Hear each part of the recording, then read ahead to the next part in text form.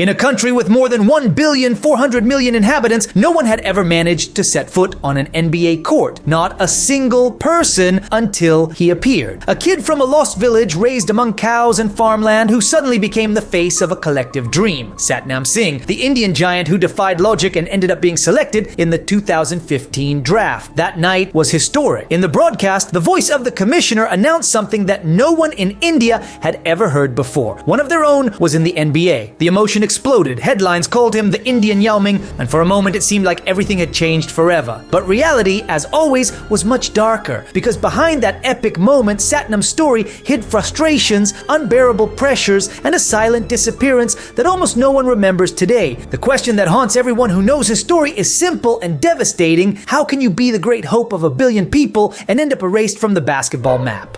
Satnam Singh was born in a place that doesn't appear on NBA maps, a village of barely 8,000 inhabitants in the state of Punjab, India, where life revolved around the land and family. Since he was a child, all he ever heard was that one day he would have to take care of the farm like his father and grandfather. Basketball wasn't even a word in his vocabulary. There were no courts, no television showing games, no role models. His world was animals, maintenance, chores, and rural routine, but there was one detail no one could ignore: his height. At 10 years old, he was already 1.98 meters tall. Yes, at 10 he was taller than most professional players in his country. Genetics had marked him. His father was 2.18, his grandmother over 1.80. It was impossible not to draw attention. In every market, in every visit to town, people told his father the same thing: this boy can't end up on the farm, he has to try basketball. The opportunity appeared almost by chance. In the local newspaper, his father read an ad. An academy was looking for young people taller than 1.80 to form a team. It was basically a height casting. Satnam didn't even know what it was about. He thought it was something like volleyball. Still, he went. He entered the gym, touched a basketball for the first time, and something clicked. At first, he played in flip-flops because there were no shoes in all of India that fit his size. His feet were enormous, size 19, but not even that stopped him. Suddenly, what had been a strange pastime turned into an obsession. The people in his village began to see him differently. He was no longer just the giant kid from the Singh family. He was a potential path towards something no one there could imagine. At 10 years old, he made a decision that would change his life forever: to leave his home and move to one of the few basketball academies in the entire country. For a kid who had barely left his village, it was a leap into the unknown. And although the first days were hell, courts with holes in the roof, unbearable heat, the loneliness of being far from his family, Satnam had found a reason to endure. His height had gotten him there, but what began to emerge was something else, a natural talent he didn't even know he had. When Satnam crossed the ocean toward the United States, he was still a teenager who could barely form a sentence in English. His destination, IMG Academy in Florida, one of the world's most renowned factories for athletic talent. There, they had polished stars from tennis, soccer, and basketball alike. But for him, that campus wasn't a springboard, it was an unknown planet. The shock was immediate. He arrived expecting to spend hours on the court, but instead, he found himself lifting weights day after day as if he had been enrolled in a gym rather than a basketball program. The coaches wanted his body, too big for his age, to get stronger before even thinking about mastering the ball. That routine messed with his head. Why had he left his family, his land, if they wouldn't even let him do what he loved? The language barrier made everything worse. He couldn't understand what the coaches were saying, nor could he communicate with his teammates. He felt trapped in constant silence, unable to share what was going through his mind. Every practice was a mix of frustration and embarrassment. Plays that in India he executed naturally now seemed like an unbreakable wall. Dunks that once came easily turned into clumsy attempts that left him looking bad in front of everyone. In the cafeteria, in the hallways, in the classroom, Satnam was alone. He had no one to talk to, couldn't understand conversations, and the other kids, although curious at first about his size and his story, soon saw him as just another outsider. The cultural distance showed in every small detail. The kid who had trained in a village with holes in the roof was now living in a luxury complex, but instead of feeling privileged, he felt more isolated than ever. The hardest part was that this feeling crept into his game. He lost confidence. He looked gigantic, but in his mind, he felt tiny. And even though he was still considered a promising prospect, he was on the verge of breaking down. He had left everything in India for a dream, and suddenly that dream seemed to be crushing him. The darkest stage of Satnam's time at IMG Academy lasted for years. 3 years in which he couldn't communicate, in which he felt trapped in a body too big and a world he didn't understand. But what seemed like a definitive obstacle ended up being the foundation of his rebirth. It all started with the most basic thing, the language. Satnam became obsessed with learning English. At first, just loose words, then awkward phrases, and finally full conversations. It was a slow, frustrating process, but every step was a personal victory. And when he was finally able to express express himself clearly, everything changed. For the first time, he could understand his coach's instructions, talk to his teammates, and above all, stop feeling invisible. That small conquest brought his confidence back. With the language came something deeper, a sense of belonging. He was no longer just the giant Indian who doesn't talk, but a teammate, a friend, someone who could joke around in the locker room and share daily life with the others. That mental release translated onto the court. In practice, he began to show what everyone had been waiting for: a center with smooth moves in the low post, a hook shot with both hands, and surprisingly good passing vision for his size. The coaches described him as coachable, someone willing to learn, to work to the limit. His work ethic was fierce. He lived in the gym, in the weight room, in extra practices. Every free hour became a chance to polish details. A more consistent shot, a firmer pivot foot, a bit more strength on every contact. The change showed in real games. In the 2011 FIBA Asia Championship at just 15 years old, he was called up to India's senior national team. There, among adults and in an international tournament, he proved he was growing. Limited minutes, yes, but with efficiency, points, rebounds, and above all,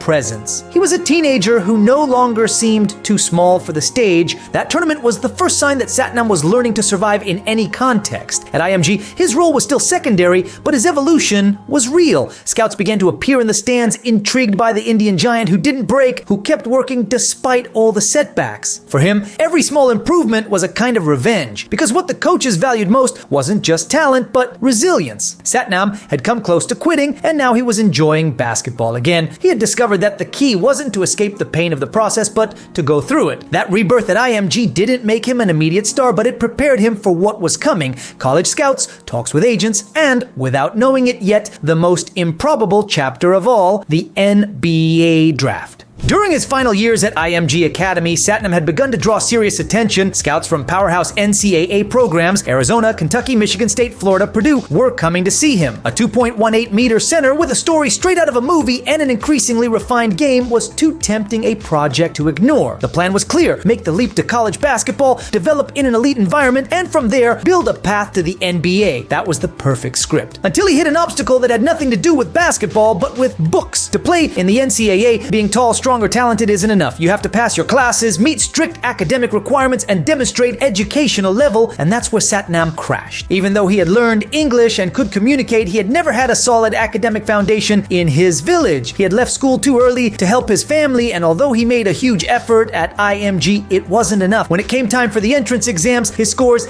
didn't meet the minimums, and without those scores, there was no way to play college basketball. The blow was devastating. The NCAA wasn't just a college league, it was the showcase, the mandatory step, the stage where almost every player sharpened their skills before turning professional. For Satnam, who was still a developing prospect, it meant losing 4 years of growth in the most competitive environment outside the NBA. It was as if the bridge connecting his dream to reality had been taken away. In an instant, everything he had built seemed to be on hold. The coaches who had followed him began to look elsewhere. The programs that had shown interest forgot about him. Frustration took over. He had done everything they asked of him, worked like an animal, endured the distance, the loneliness, the language, and still, the system slammed the door in his face. The alternatives were harsh. He could go to a junior college. Those smaller programs where the level of competition and facilities were far below IMG's. Or he could try his luck in lower-tier European leagues with no guarantees whatsoever, options that sounded more like a step backward than forward. That was the first great turning point in Satnam Singh's life, the moment when the script stopped being linear. Because instead of following the safe NCAA route, his career was forced to seek an improbable, risky path. And that's when his agent's unexpected move transformed what seemed like a failure into a historic opportunity.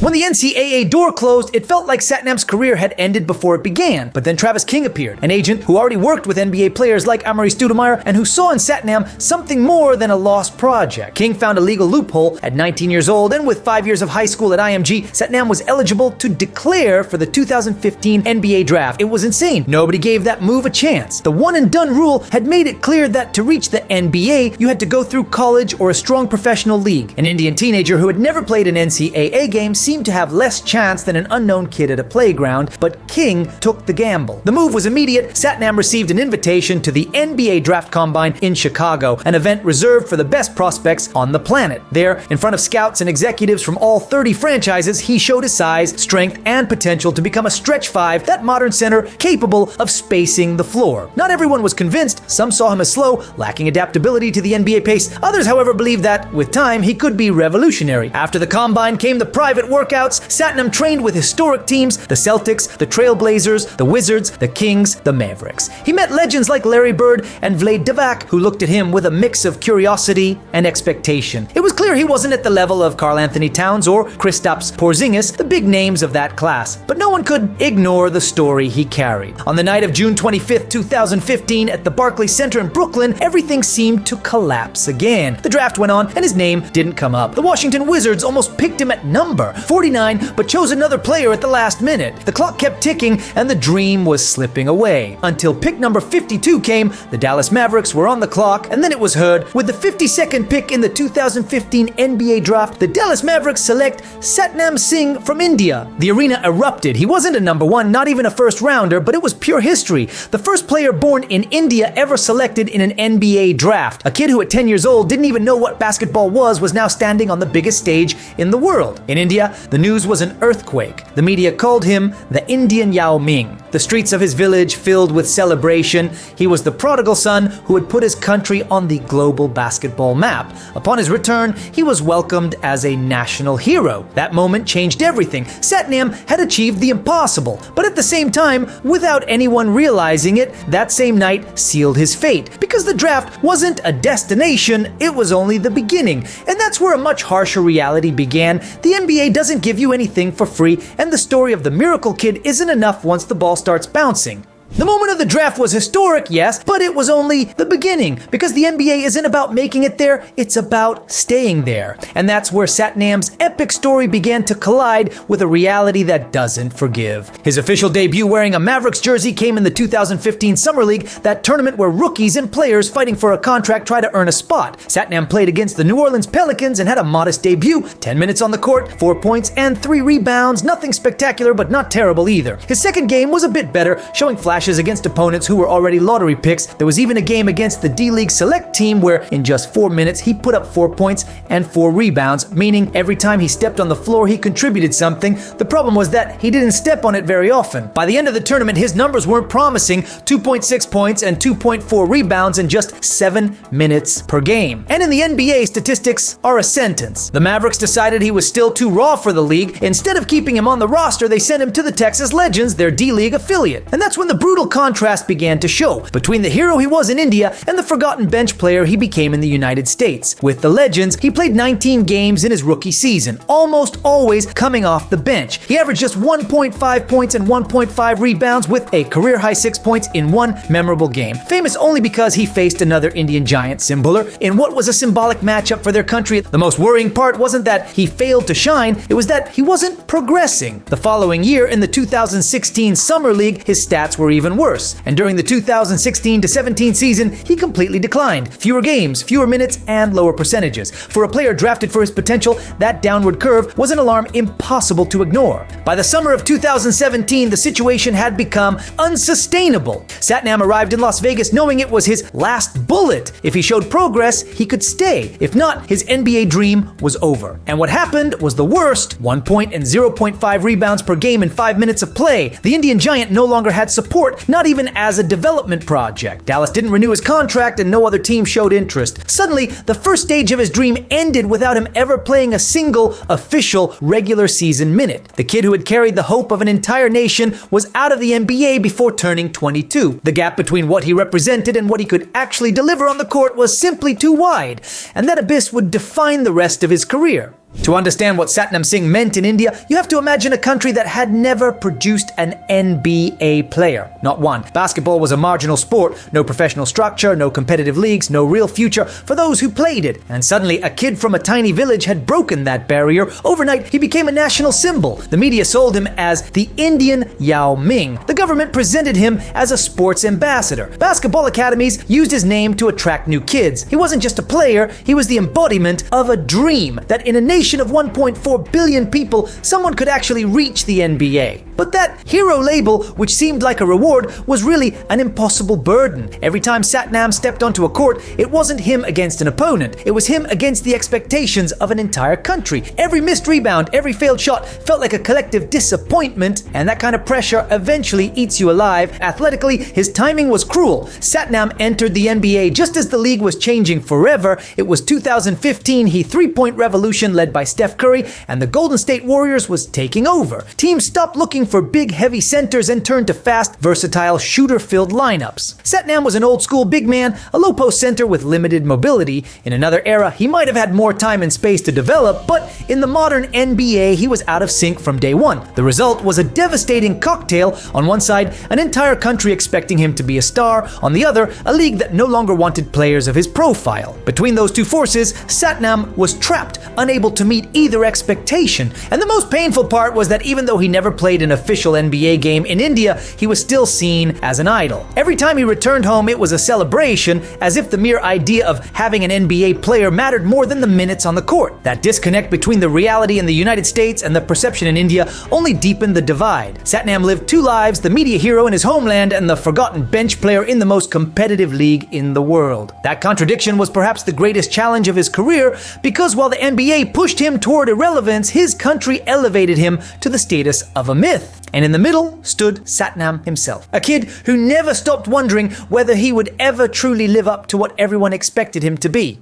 When the NBA door closed, Satnam didn't give up. He had worked too hard to stop there. His next stop was Canada, in the NBL, National Basketball League, a minor league where many players who failed to land NBA or European contracts ended up. He signed with the St. John's Edge, and there he found something he hadn't had in the United States: real playing time. In theory, it was the perfect opportunity. More minutes, a decent level of competition, a context where he could develop without the constant microscope of the NBA. But reality was cruel once again. Satnam played 35 games, far more than in his entire D-League stint, and his numbers were disappointing: 2.2 points, 1.3 rebounds, and 0.1 blocks in under 6 minutes per game. Only once did he score in double digits, 10 points against the London Lightning. The rest was a sea of quiet performances, showing he still struggled to stand out even against opponents far below NBA level. The illusion didn't last long. His time in Canada made it clear that despite the epic story he carried, on the court he was still a limited player. But even then, there was still one place where he was awaited as a hero: the Indian national team. Wearing his country's jersey, Satnam had always been a symbol.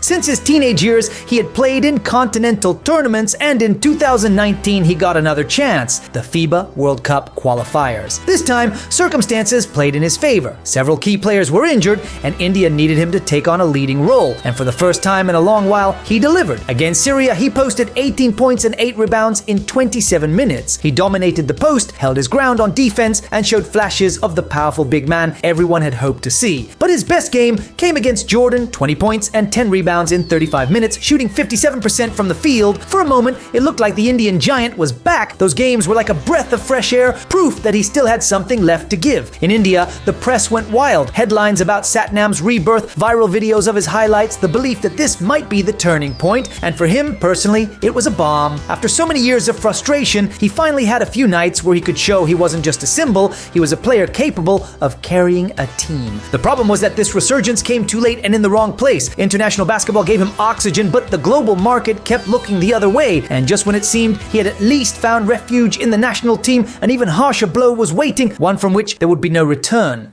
The breath of life Satnam had found in those 2019 qualifiers was short-lived, just a couple of games where he remembered what he could be, before the blow that would knock him out for good arrived. In 2020, FIBA suspended him for 2 years for doping. The statement was dry: he had tested positive in a drug test and would be banned from all official competition until he served his suspension. For any athlete, that's a hard stain to erase out, but in Satnam's case, it was a death sentence. He was 25 years old, still young enough to grow, improve, rebuild a career, but losing 2 full seasons of professional basketball was an unfillable void. He denied having taken anything intentionally. He spoke of supplements, of ignorance, of an unintentional mistake. And that was likely true. Many players in minor leagues are caught for not having the same medical resources or guidance as the stars, but it didn't matter. In elite sports, the label of cheater is almost impossible to remove. The punishment was devastating, not only athletically, but psychologically. Satnam had endured years of frustration, never playing an official NBA game, poor D-League numbers, an underwhelming stint in Canada. His last source of hope had been the Indian national team, where he had finally shined, and just when it seemed he could rebuild himself from home soil, he was taken down with a single blow. For a player carrying the expectations of an entire nation, the suspension was more than a personal problem. It was a scandal. In India, the news hit like a bucket of cold water. The headlines that once called him a hero now printed the word doping next to his name. And in the basketball world, where he was already seen as a failed project, it was confirmation that there would be no comeback. The timing couldn't have been worse. The NBA had just changed its its rules to open more two-way contract spots with the G League. Had Satnam been available, he might have at least earned symbolic minutes, that minimal opportunity that had always eluded him. But with the ban, he disappeared completely from the radar. The doping ban was ultimately the gravestone of his professional career. It didn't just sideline him at the crucial moment, it erased what little credibility he had left. At 25 years old, the boy who had once made history as the first Indian ever drafted into the NBA was officially out of high-level basketball. When it seemed that Satnam Singh's story was over, something happened that no one had foreseen. The giant who couldn't make it in the NBA found a new stage where his size, presence, and story could finally be turned into assets: professional wrestling. In 2021, Satnam signed with All Elite Wrestling, AEW, the second largest wrestling company in the world and WWE's main rival. In a sport entertainment world where size and charisma mean everything, his 2.18-meter frame made him an instant attraction. Suddenly, the kid who had once been an anonymous bench warmer in the D League was now being introduced as a monster in the ring, a showman capable of intimidating with just a look. What's interesting is that in AEW, he didn't arrive as just another giant gimmick. From the start, they put him on major cards, paired him with well-known wrestlers, and included him in storylines that reached millions of fans. In a short time, he achieved something he never could in the NBA. He won. Satnam became a tag team world champion, a symbolic triumph that once again put his name in the headlines, this time in an entirely different arena. The contrast was striking. In the NBA, every point he scored felt like an uphill battle, always on trial, always questioned. In wrestling, every move he made was cheered by the crowd. He went from being a limited and criticized player to becoming a walking spectacle, a representative for the Indian community in wrestling, and once again, a pioneer, the first wrestler from India to reach that level in AEW. On a personal level,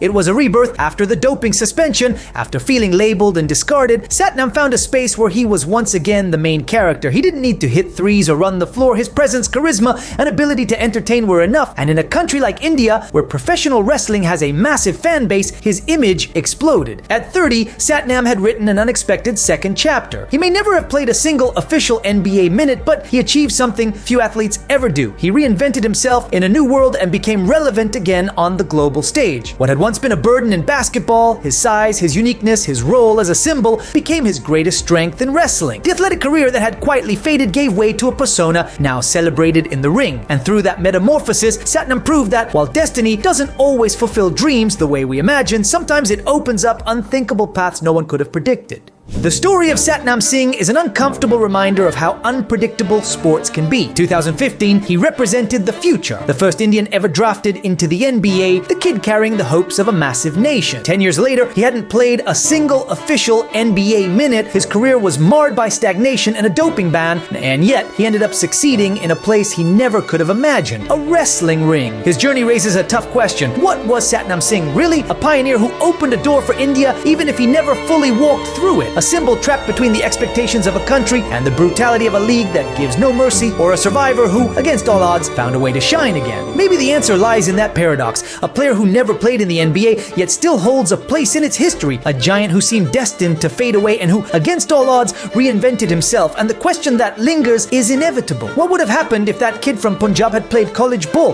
If he'd come along in another era? If the NBA had given him just a little more time? We'll never know the answer, but one thing is certain: Satnam's story wasn't the one everyone dreamed of. It was the one no one saw coming. Drop your thoughts in the comment section. This was Hoop Secrets, and I'll see you next time.